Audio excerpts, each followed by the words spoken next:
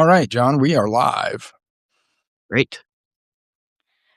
Okay. While people are joining us, I'll just sort of set this up. I'm John Light. I'm one of the editors at TPM, and this is David Kurtz.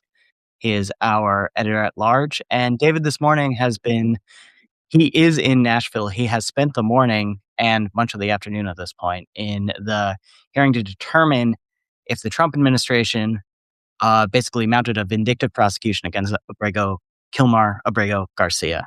And to catch people up there on just what's sort of gone on with that case, everyone probably remembers that Abrego Garcia was rendered to El Salvador in March of last year. He came back after the Supreme Court, a judge ordered his return and the Supreme Court upheld that. He came back, but only to face a criminal prosecution. And so the hearing today has to do with that prosecution, in which the judge has basically placed upon the Department of Justice the burden of proving that it's not a vindictive prosecution, which is very unusual. So with that little setup, David, what unfolded this morning? How was the hearing?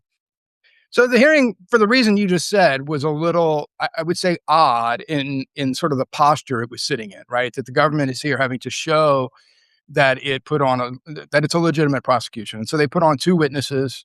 The first is a former Homeland Security investigations special agent in charge of the Nashville office, who's since retired, but was in charge when this prosecution really geared up almost a year ago.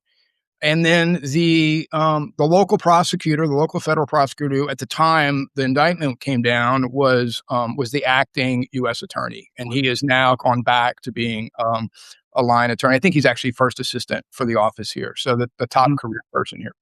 So that was the extent of it. They had a third witness on their list who was a HSI investigator out of Baltimore, but they ended up not calling him for reasons we can speculate about. But I think what's hard to figure is that the judge did not give a lot of cues as to how he was responding to the evidence. He jumped in, he asked a few questions at various points, but they weren't especially pointed. And I just don't know if I have a good read on where he's sitting after all this. And the way this would work makes it a little more complicated to give like a straight read to viewers.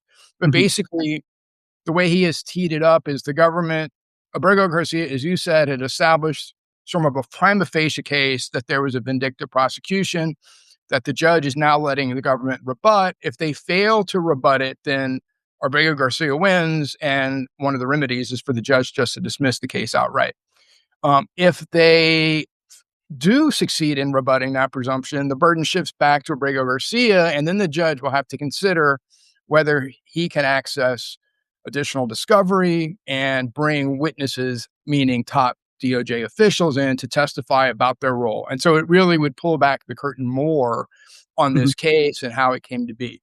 And so for those reasons, I don't have a great read coming out of it on which way it's going to go. I will say that the government put on a case that very well might have rebutted the presumption, but that also left you with a strong sense that this was not a normal case and that there was a lot of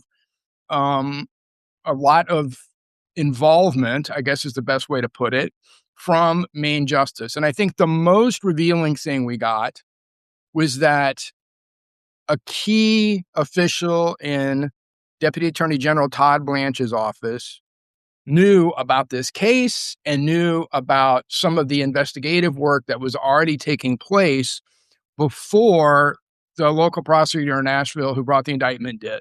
And so that suggests, and we talk more about kind of this guy's role, the local prosecutor's role, but that suggests that there were things moving in the background that didn't have anything to do with the local prosecutor in Nashville. And so that was the big reveal. And I can get into some more details about that if we'd like to. Yeah, no, that's interesting. I did want to ask you about that. I guess it might be helpful I was trying to follow this because I was curious what you were going to come out and tell me. I was trying to follow this on social media, which was challenging because there weren't a ton of people covering this. It it was hard to tell, I guess, how the presentation was landing. But it sounds like you're saying that, it kind of your sense, and from what you could read of the judge's sense, it really could have gone both ways. Yeah, I think it's just a hard. I'm not sure what the judge needed to see to Yeah. show that this was legit. And let me kind of set up what the government's case is a little bit. All Mm. along, they have been saying that the decision to bring an indictment for this traffic stop that happened 2.5 years before the indictment came down, that was the decision of the acting U.S. attorney here, Robert Maguire. And Maguire spent the most time on the stand today. Almost the entire day was devoted to his testimony. And they have been trying to say all along that you don't need to look any further than him. He was the decision maker. He was the decider. No one else was involved. And to the extent they were involved, it was just normal oversight from the Deputy Attorney General's office, which you would do on any case. Or certainly any high profile case, which is a lot of what today ended up being about. Mhm. And so what I came away from today with was that Maguire seems like an earnest, well-intentioned guy who did not seem to be in any way trying to hide the ball on exactly what he had done. He was really clear that while DOJ main justice had asked for information and had consulted with him, that he never got anything back. He called it a one-way street. I gave them information, but I never got direction back. I never got amendments to my charging documents. I never got directions on timing, right? That he felt like he was running the show from here and there was nobody directing it from elsewhere. And so in that sense, he came off as a credible witness. But I think it's important to realize that the government is trying to paint a picture that's very narrow, right? That's just focused on Maguire. And so that's why the reveal, and here's how it came out. It was on a Sunday back in April that Maguire got a call from the HSI special agent in charge here in Nashville. And he said he knew that it must be important if he was getting a call from her on a Sunday. And she told him about this case for the first time. Like apparently, and this was the testimony today, this traffic stop of Abrego Garcia back in 2022, never got filed with the U.S. Attorney's Office. And at the time, Maguire was in a different role, but he would have been the guy in the office to get that referral. And it never happened. Yeah. And so this was her alerting him to this, but I'm going to set up some more context around this in a second. And then within a little while, later that afternoon/evening, he gets an email from the official in the Deputy Attorney General's office that is to him and to U.S. attorneys in Alabama and Texas who have already apparently been involved because witnesses have come forward who said they were involved in the smuggling ring and the alleged smuggling ring. And so there were things that were already afoot before Maguire ever came on the scene, before he even knew about the case. And Abrego Garcia's attorneys did a really good job today of surfacing that. And so I think that was the strongest part of their case. And I think probably the thing that if I'm the judge would have the most impact. But there was a lot of other context too that was interesting and subtle, and we can talk about more in a second. But does that help give you a sense of kind of where that particular reveal about who knew what when and the sequence of sort of the emerging investigation kind of puts Maguire not at the forefront leading the charge, but he kept talking about, he felt like he was playing catch up because this was a 2.5-year-old case. It should have been brought a lot sooner. And there was this investigation going on in other jurisdictions, HSI across a couple of different offices. And so he was trying to catch up with what was happening, which doesn't really, at least at that end, make it seem like it was entirely his doing, right? I mean, it clearly was, right? Clearly was. Yeah. No, absolutely. That does answer that question. And another question I have, which I think it will make sense to come back to later after we talk a bit about how things chronologically unfolded today. My question for later is, there's been this pattern throughout the Trump administration of them just not producing in court the officials who actually have full knowledge into the thing that, the judge is trying to get at. And I wonder if toward the end of the day, it was starting to look like that. But maybe you could tell us a bit about how. I think I can answer that now. I look, what the judge forced DOJ to produce for this hearing was a whole series of email exchanges over a period of weeks that involved the Deputy Attorney General's office and Maguire and HSI. And so most of the testimony today was walking through those emails, and it involved, frankly, the government trying to sort of pre-detonate some of the grenades that were contained in those emails so that Maguire wouldn't get blown up on cross-examination, right? Mhm. So here, explain to me why this really bad-looking email isn't so bad, or what it means, or what you meant at the time, or what the associate deputy attorney general saying meant when he said this, right? And so a lot of it was trying to get out ahead of what the judge had already said were some pretty damaging emails. And in that sense, I think, they did have to kind of deal directly with what they had done and who had done it and with documents showing it, right? So it was a little more revealing in that way. But yes, ultimately, I think, look, what Abrego Garcia wants is to win on this round and not have to come back with higher ups at DOJ. I, of course, think from a story perspective, it would be fascinating to get that testimony. I don't know if we get there. Even if the judge wants to do that, the Justice Department has already said they're going to throw up numerous objections, including privilege objections, executive privilege, and otherwise. I suspect they'll appeal it and try to get the Sixth Circuit to say, no, you cannot haul into court these high-level officials and make them testify. So Abrego Garcia wants this to go away now. I mean, I think from our perspective, given sort of the broader context for all this, vindictive prosecutions, a Justice Department run out of the White House, it would be great to get to that next step and kind of see how it unfolds. Like for me, pardon the expression, but the jury's still out on which direction that will go after today. Sure. Okay. So anyway, how did today unfold with the two witnesses? So I think the other big takeaway for me, because a lot of the witness testimony was very turgid. It was, it was like, what did you do? When did you do it? How did you find out? And I think I'll start with kind of the origins of this appear to be, well, I'm going to back up even further, John. I think what could have gotten lost today and what was a good reminder to me of a few different Trump era dynamics. One is, that old saying, water always goes downhill. Like Trump had tilted this hill. Like Abrego Garcia was the target of this administration from the moment it recognized that it had mistakenly deported him.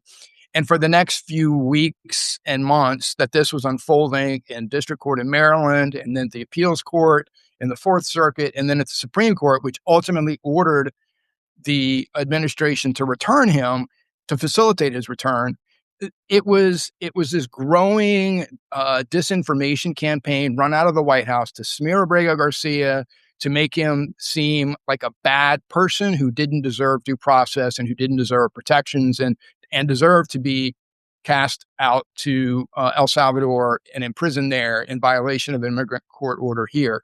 And so I think that it's almost easy for us to forget a year later just what a drumbeat there was. And to give you an example of that, the way that the HSI agent found out about this was that someone sent her an article in a local publication called the Tennessee Star, which apparently is a conservative publication, and it talked about this traffic stop. And both she and Maguire testified at various times that they hadn't heard about this before. They had been following the Abrego Garcia case in the news, but they didn't know anything about this traffic stop. But Abrego Garcia's attorneys put into evidence, or at least raised on cross-examination, which is different. Let me correct myself, raised on cross-examination, that DHS and the White House had been trumpeting this traffic stop for a while. It was another proof that Abrego Garcia was a bad guy. Because look, he got stopped in what was a suspected human trafficking or human smuggling operation. And so, the idea that, and Maguire testified over and over again about how this was a high profile case and how he knew this was going to be big news and how he knew it was going to be controversial.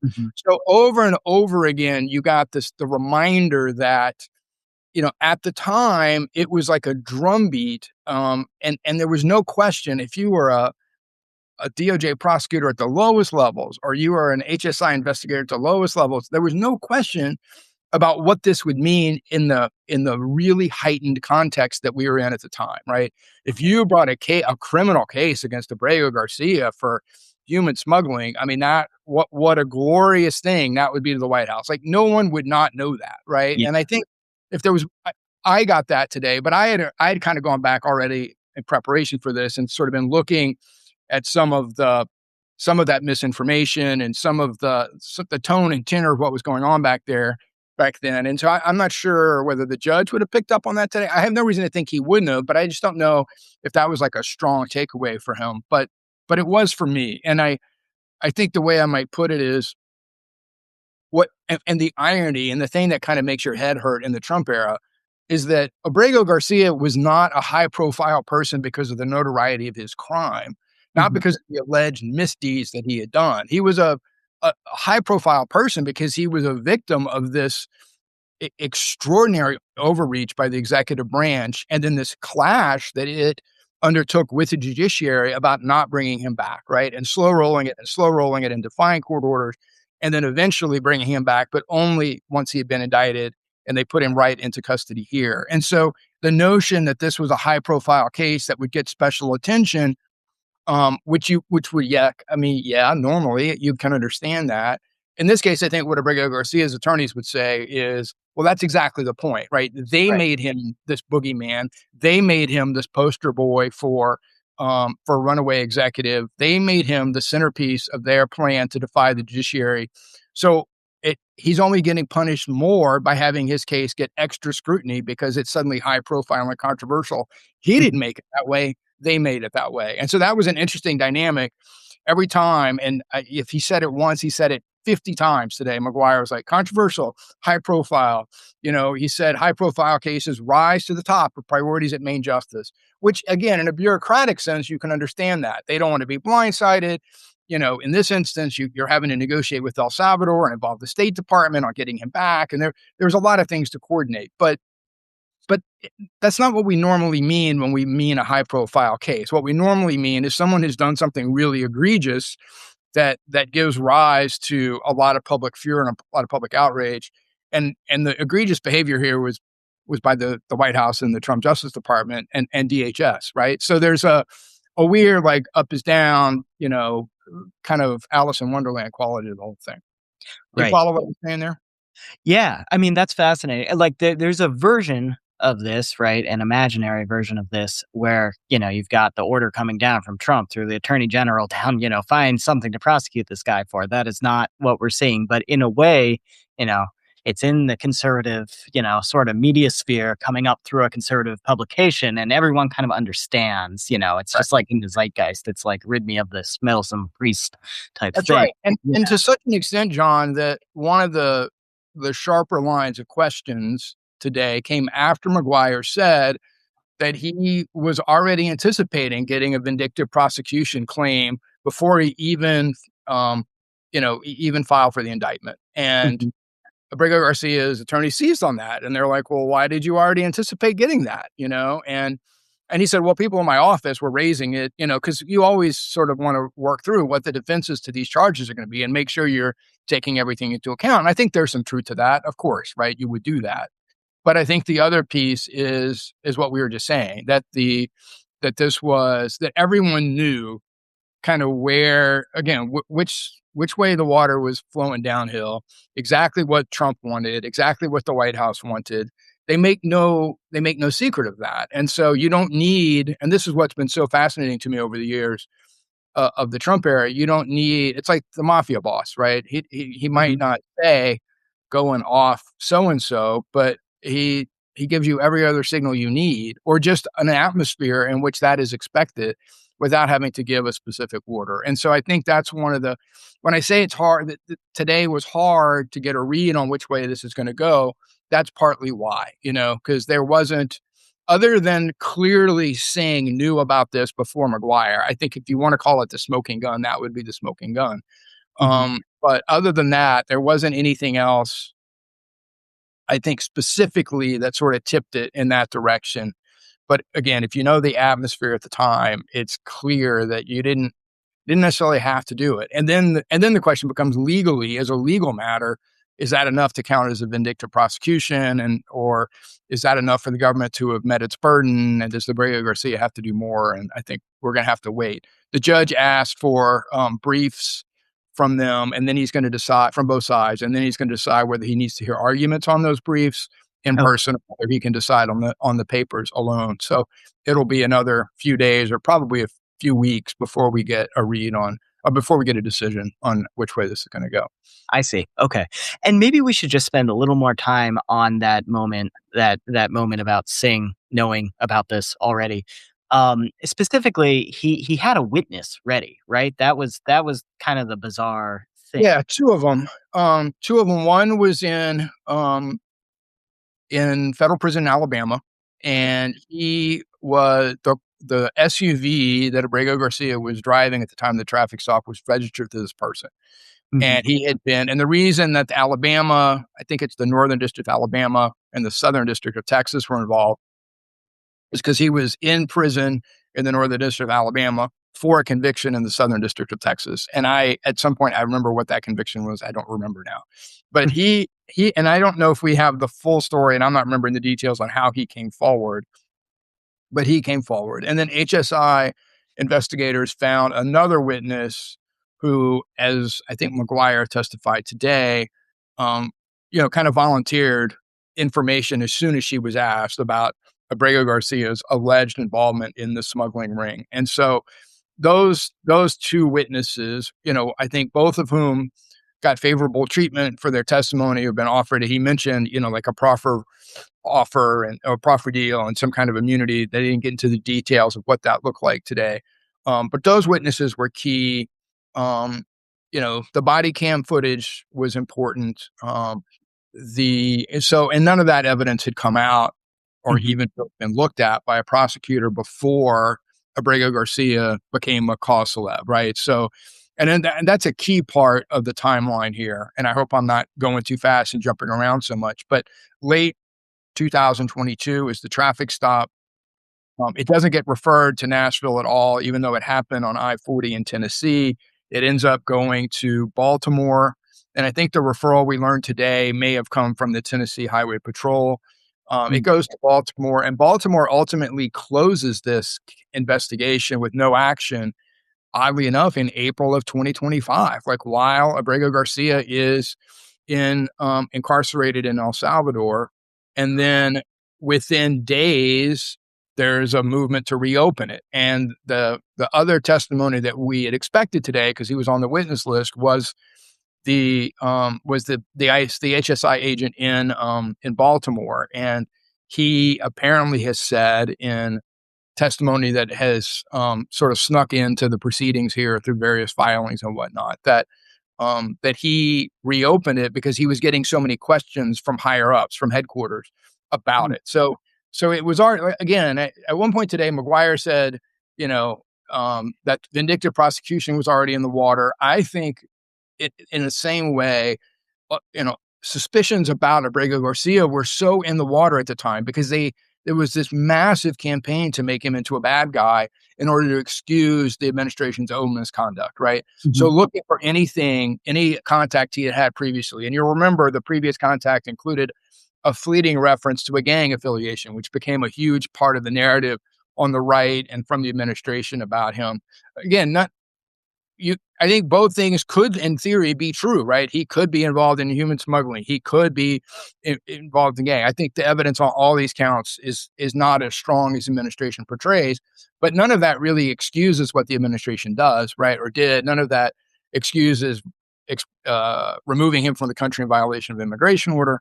But in the sort of the hurly burly of the political world, and especially sort of the muscular, we can't ever admit defeat, we can't ever be wrong Trump era, right? Like the idea that the more we can make him into a bad guy, the more sort of wiggle room we have, or the more bandwidth we have just to engage in flagrant behavior is that's part of the underlying the subtext, right? To what this is all about. So I hope I'm capturing that in a way that makes sense. Yeah, for sure. That's very interesting. So, I know that Singh has become an object of some fascination lately as it's become clear how much he is sort of central to these things. But I sort of already asked this earlier, but it sounds like we're unlikely to find out more about his role in the near future as it pertains to this specific case. I think it just depends. and maybe it depends on what you mean by near future. I think there's still a very real possibility the judge can decide um, that the government met its burden today, shift that Mhm. burden back to Abrego Garcia, and then decide that he wants to hear from the DOJ higher ups and saying he has Mhm. already described as playing a leading role in the prosecution, which Maguire today explicitly said he thought the judge was wrong in saying, and that everything that you see here is just normal oversight from the Deputy Attorney General's office, which is responsibility for operating all the 94 U.S. attorneys Mhm. offices around the country. I'm maybe off by a couple of digits there. So that was a big kind of point of dispute today. So to answer your question, I think we just don't know yet, but I could imagine that within the next few weeks, if it goes one route, we could hear from him and learn more. Mhm. There's a few different forks in the road this can take, and so Mhm. I wouldn't rule that out quite yet. Right. Okay. Okay. Well, is there anything else you feel we should discuss before we No, commit? I think that really, I hope captures the sort of weird dynamic of the entire Yeah. case. And I suspect that, the Abrego Garcia's attorneys didn't put on any witnesses today. The burden wasn't theirs to carry. They just, handled everything through cross. I think were leaning into those things that the judge had already emphasized in his earlier rulings were of importance to him. Mhm. And I think I would describe it as they just took a bunch of jabs, like just jabbing, jabbing, jabbing, mostly on cross. And it wasn't probably until about halfway through today's hearings, which went probably about 3.5 hours total, but they were spread over about 5 hours, Mhm. um, that that the picture of their case started to emerge, right? Which is, McGuire's not even the main person here. The investigation was initiated elsewhere by other people. Singh knew more than he did. That I got that impression slowly, and I think part of that was because of who testified and the order they could show these things. But beyond that, I think they were content just to let the government sink or swim on its own and see if the judge thought that was sufficient. And that's, I think, the big kind of the cliffhanger is we just won't know for until some more argument and until he renders a decision in the next few weeks. Right. Okay. Okay. That makes sense. I guess, and I'm sorry, just one more question to close on. There's a sort of context for why we're covering this beyond just the fate of Abrego Garcia, which is that so many of these, um, so much of what we saw in 2025 was it seemed retributive, but we've never gotten to the point of having one of these vindictive prosecution cases, get to the point of a hearing.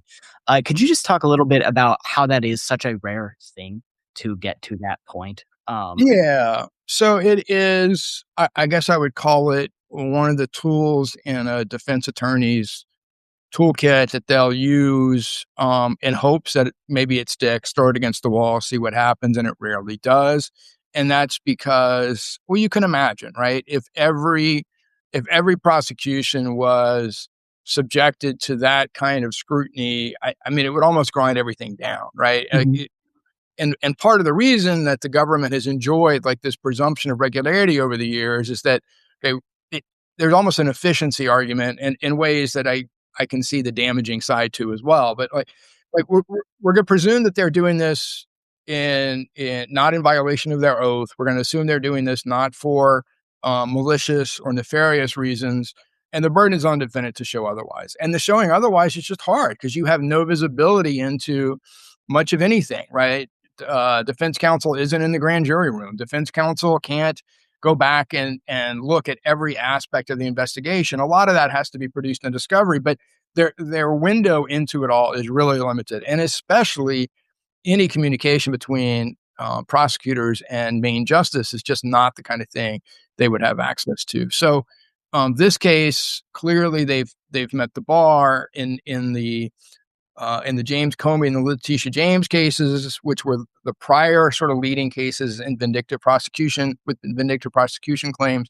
The big difference there was you have the president, and in this case you have Todd Blanche saying things publicly that perk judges' ears, right? That are like, oh, well, we don't need to even peel back a curtain, like it's right there in public statements, right? And so that has been, I think the big difference maker with these cases, since the Letitia James and the James Comey cases were dismissed, that leaves this one, which is a different flavor, obviously. Like, this isn't a political retribution in the same way. He's not going after his foes. He's going after someone who embarrassed him. I'm talking about Trump now, by virtue of having won in Maryland in his immigration case, right? And so they couldn't stomach that. They couldn't stand that. And so this had to happen, instead. And I think the question just be, I think we all know that is what happened, but whether you can establish that as a legal matter is what we came out of today.